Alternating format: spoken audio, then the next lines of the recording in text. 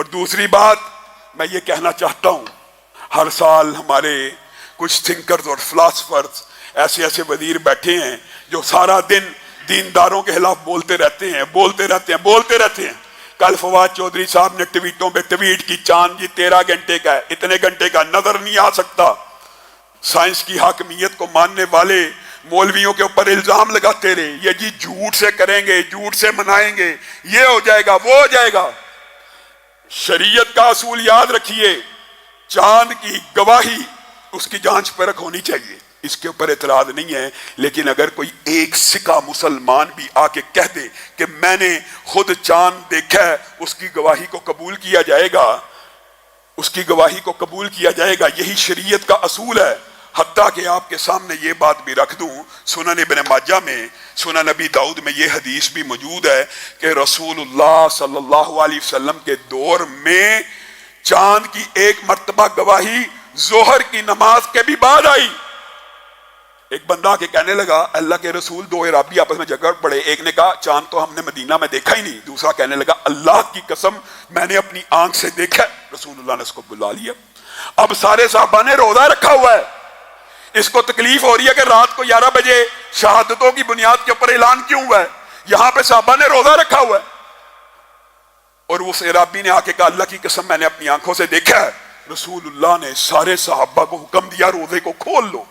ایک گواہی کی بنیاد کے اوپر ان دو عرابیوں کی آپس کی گفتگو کے بعد رسول اللہ اس نتیجے پہ پہنچے کہ چاند چونکہ مدینہ میں بادل تھے نظر نہ آیا، یہ مدینہ سے کچھ فاصلے سے آیا، یہ دیکھ کے آیا ہے۔ رسول اللہ نے سارے صحابہ کا روزہ کھلوا دیا، اور ساتھ میں کیا کہا، جو آج کل یہ انہوں نے نقطہ اختلاف بنایا ہوا، کہا اب چونکہ عید کا نماز کا وقت تو گزر چکا ہے، اس لیے عید ہم کل پڑھیں گے لیکن آج روزہ نہیں رکھیں گے۔ اب فواد چودھری صاحب بتائیں، جو کل تک کہتے تھے مولوی جھوٹ بول کے عید منا رہے ہیں، آج آپ جھوٹ بول کے روزہ رکھ رہے ہیں کہ عید منا رہے ہیں؟ ہو سکتا ہے ابلیسی روزہ رکھا ہو، یا ہو سکتا ہے 30 دن بھی نہ رکھے ہو، ہمیں کیا پتا، لیکن آج بتائیں فواد چودھری صاحب، آپ عید کر رہے ہیں مسلمانوں کے ساتھ یا روزہ رکھا ہوا ہے؟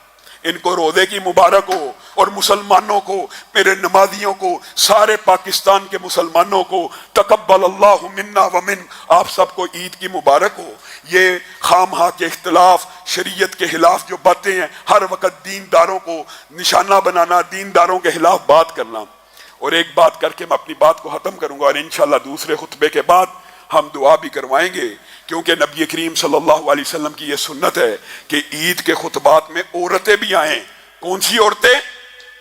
وہ عورتیں جو حیض کے اور اس قسم کی بیماری کے ایام میں مسجد میں نہیں آتی۔ کیوں آئیں؟ مسلمانوں کی دعاؤں میں شامل ہو جائیں، کسی کی آمین کی وجہ سے ہو سکتا ہے اللہ تعالیٰ سب کی دعاؤں کو سن لے۔ انشاءاللہ دوسرے خطبے کے بعد ہم دعا کرواتے ہیں۔ لیکن آخری بات جو کہنا چاہتا ہوں، جو پہلے بھی آپ کے سامنے رکھ چکا ہوں، آج مسجد اقصیٰ، کاش میرے دل میں بھی یہ خیال آتا ہے، پھر کاش میرے پاس بھی کوئی قمیص یوسف ہوتی، میں ان حکمرانوں کی آنکھوں پہ ڈالتا تاکہ ان کی بینائی لوٹ آئے کہ مسجد اقصیٰ کی آنکھیں تمہاری راہ تک رہی ہیں۔ 55 اسلامی ممالک فوجیں بھی ہیں، پیسہ بھی ہے، اسلحہ بھی ہے، ایک مسجد کو آزاد کروانے کے لیے تیار نہیں۔ اور کیسے کروا سکتے ہیں؟ مسجد اقصیٰ کسی ریاست کا قومی مسئلہ رہا نہیں۔ ہم تو وہ لوگ ہیں کہ ہم نے اپنے پاکستان کے اندر، فواد چودھری صاحب نے مسجد وزیر خان کے بعد بنگلے ڈالے تھے، ناچ گانا کیا تھا، اس کو نہیں روک سکے۔ ہم یہ ہزاروں کلومیٹر دور فلسطین کی مسجد اقصیٰ، جس کا ہمیں کوئی احساس نہیں رہا کہ قبلہ اول ہے، مسلمانوں کا قبلہ اول ہے، وہاں پہ نبی کریم نے ہزاروں انبیاء کو امامت کروائی ہے، کیا ہمارے دل میں کوئی احساس ہے؟ نہیں، ایسے فلاسفر پیدا ہو گئے ہیں، جی یہ مسجد اقصیٰ بھی انہی کا حق ہے، یہ مسلمانوں نے ہم حق کلیم کیا ہوا ہے۔ حضرت ابراہیم کے اوپر بھی ایمان ختم ہو گیا، نبی کریم کے اوپر بھی ایمان ختم ہو گیا، قبلہ اول کا بھی ایمان ختم ہو گیا۔ قرآن پاک میں جو مسجد اقصیٰ کی آیتیں ہیں وہ بھی یہ فراموش کر چکے ہیں۔ قومی مسئلہ بھی ہو تو پھر یہ بات بھی طلح میں کہہ دیتا ہوں، اگر قومی مسئلہ بھی ہوتا تو ہم نے اپنے قومی مسئلے کشمیر کے ساتھ کیا کیے؟ 70 سال سے ایک ہی جملہ سنتے آئے ہیں، اینٹ کا جواب پتھر سے دیں گے۔ وہ کون سی اینٹ ہے جو چلنی ہے جس کا جواب پتھر سے دیا جائے گا؟ کشمیریوں کے ساتھ کھڑے ہیں، کہاں پہ کھڑے ہیں؟